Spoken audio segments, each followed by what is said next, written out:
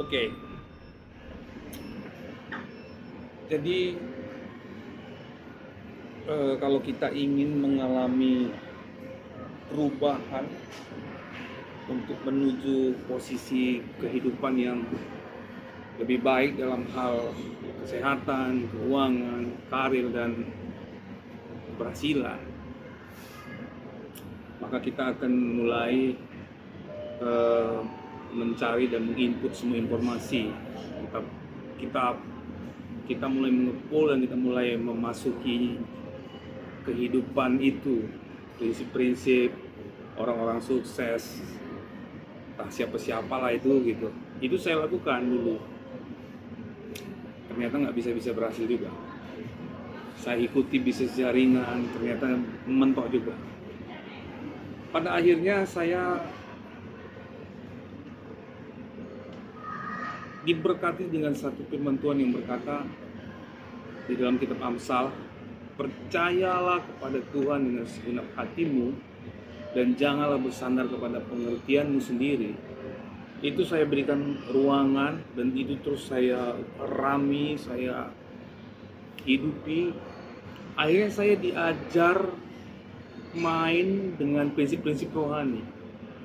Jadi saya mulai menghidupi firman. Pada waktu pandemik 2022 kemarin, Tuhan suruh saya buat satu room jual beli. Saya buatlah satu room jual beli namanya broker. Semua saya jual di sana. Dan memang nggak ada yang laku.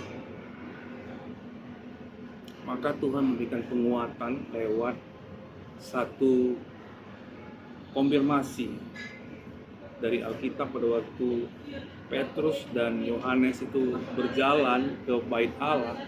Dia bertemu dengan orang lumpuh.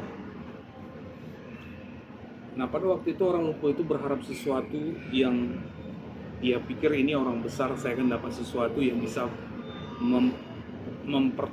artinya membuat dia bertahan beberapa hari ke depan. Jadi pada waktu Petrus lewat, ternyata tidak seperti yang dia harapkan. Maka Petrus berkata, emas dan perak nggak ada padaku karena engkau mengharapkan itu, tapi apa yang aku punya aku berikan kepadamu. Di dalam nama Yesus Kristus orang Nazaret itu, bangkit dan berdirilah. Spontan dia bangkit dan berdiri. Jadi saya kaitkan dengan kehidupan saya begini, ke pengertiannya. Saya memiliki pemikiran kalau sukses itu harus menduplikasi gaya hidup orang dan harus menghidupi rumus-rumus yang mereka sampaikan. Ternyata firman Tuhan bilang enggak. Tuhan lebih tahu kebutuhan kita daripada kita. Kalau orang buta, orang lumpuh itu, dia justru berharap dia akan mendapatkan uang untuk bisa bertahan beberapa hari. Sementara Tuhan nggak ngeliat itu. Tuhan justru melihat permasalahan pokoknya dia harus sembuh dan berjalan supaya dia bisa menjadi pria normal dan punya keluarga, punya masa depan dan punya kehidupan. Nah, setelah saya dapat rumus itu, saya mulai berubah cara berpikir saya. Saya mulai deklarasi, saya mulai menghidupi firman, dan saya mulai mengandalkan Tuhan sampai hari ini. Jadi saya percaya yang terbaik itu dan modal yang paling luar biasa yang saya tahu itu adalah percaya saja kepada Tuhan dengan segenap hati. Dan jangan bersandar kepada semua filosofi dunia ini.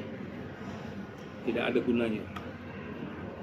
Karena kita harus mengerti yang menciptakan kita itu adalah Tuhan. Jadi Tuhan yang tahu bagaimana kita ke depan. Jangan lupa, Dia yang awal dan Dia juga yang akhir. Artinya, Dia yang akan menyertai kita dari awal kita merintis sampai nanti akhirnya kita selesai. Dia ada di semua sudut itu. Nah, saya membagikan terobosan ini kepada Bapak Ibu. Pesannya adalah jangan pernah engkau meragukan firman Tuhan itu bisa mengubahkan kehidupanmu. Selamat malam dan Tuhan memberkati.